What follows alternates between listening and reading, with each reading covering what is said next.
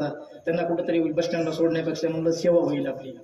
आणि म्हणजे महाराष्ट्रातले आळंदीहून आलेले आमचे रोहन महाराज, आमचे अविनाश भाऊ, अजित महाराज, हे आपल्या गावाला अचानक सापडलेली गुणजन मंडळी आहे.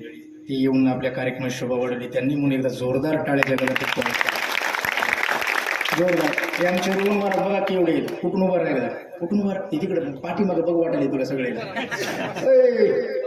बाटू बघा.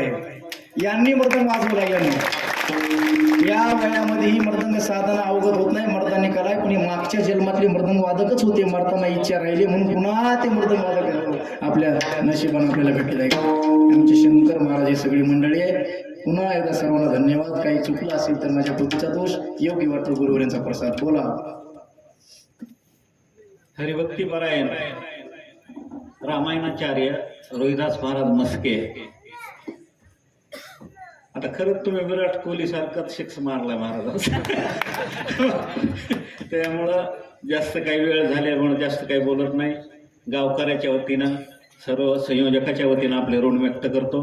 तसेच तुम्ही सांगितल्याप्रमाणे या कार्यक्रमाला बरीच गुणीजन मंडळी, अजित महाराज शिंदे, दत्ता महाराज सोनवणे, रामहरी महाराज, प्रवीण महाराज सोळंके, गावातील भजनी मंडळी, या सर्वांचं आभार व्यक्त करतो. तसेच तुम्ही सांगितलेले मृदंग वादक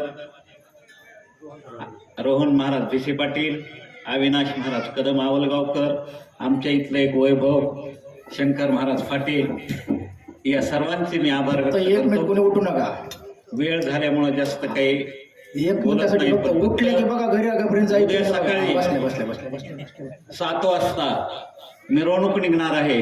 तरी सर्व गावातील मंडळींनी त्या मिरवणुकीसाठी उपस्थित राहायचं एवढीच विनंती करतो आणि ते थांबतो.